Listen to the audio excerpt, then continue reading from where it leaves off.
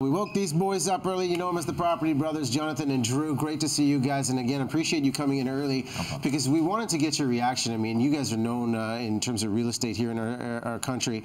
Your initial reaction to what you saw in Calgary, and let's start with you. Not what you expect to see here at home at all in our backyard. And so when I first heard the news, of course, our parents still live in Banff, and our friends and family all live in Alberta. So we wanted to make sure that everybody's okay. And now it's sort of the aftermath of making sure that people are protecting themselves from things like mold and rot, you know, things that can affect your health. You know, we were talking about this in the green room because the images that we see that have come in are just simply remarkable, and I'm inspired by the community spirit, not only in Alberta, but across this country to come out and support. What are some of these key things in the aftermath that the residents of southern Alberta now really have to consider?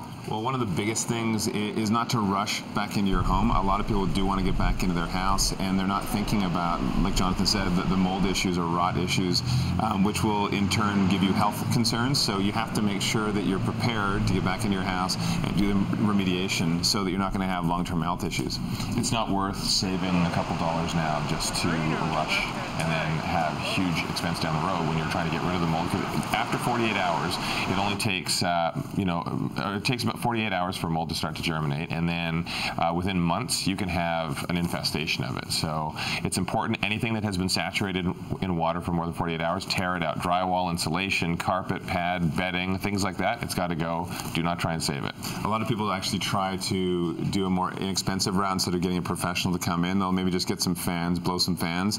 That doesn't do it. It honestly doesn't do anything. You're still going to have the mold issues, so you have to get in there, rip everything out to the studs. The studs will dry out, but aside from that, rip everything else out and then start fresh. You know, something to consider is that if this happened to us, if anybody's watching at home right now, what you do in that situation, not only in the idea of the recovery, but the idea of insurance policies, and some of the homeowners may have had those. How do those come into play with something like this? Well, it's tricky. They think that the losses are probably going to be somewhere in the vicinity of $5 billion, and anyone who lives in the floodplain around the downtown of Calgary, they're not covered. Their policies are not going to cover it, so really homeowners are going to be paying for this themselves for most of it. I know the Alberta government has put $1 billion toward the efforts of helping homeowners, but that's not even going to crack the surface. I mean, there's some people who have additional policies that maybe cover them, but a lot of people don't realize, or they want to save money on their insurance, and they don't get any flood protection or other types of protection. This is a reminder, a subtle, not so subtle reminder for everybody to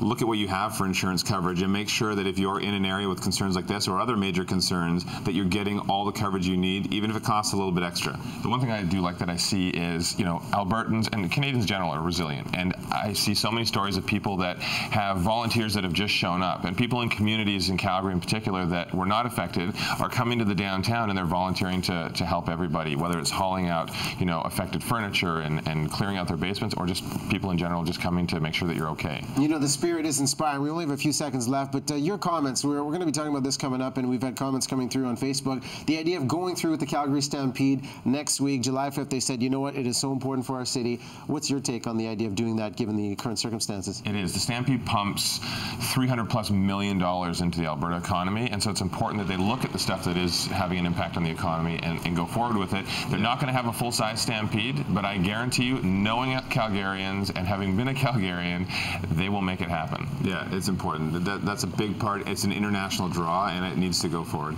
Are you surprised by the spirit of the city, of the country, to come together and support one another in something like this? I'm not surprised at all. I mean, we're Albertans at heart, we're Canadians, and we know that there's a lot of support out there, and so kudos to everyone who's been supporting. All right, we're going to talk more about that coming up in news, and you know, they're supporting Southern Alberta. They're going against each other, brother versus brother, brand new show. Thanks for taking the time. I know you guys are taping that. We'll talk more about that next time you guys are on BT. The scottbrothers.com is the website to find out more. We will take a break. We'll talk about more what is going on in Southern Alberta and the BC legislator back at work in Victoria. That's in just a few here on City. Stay with us.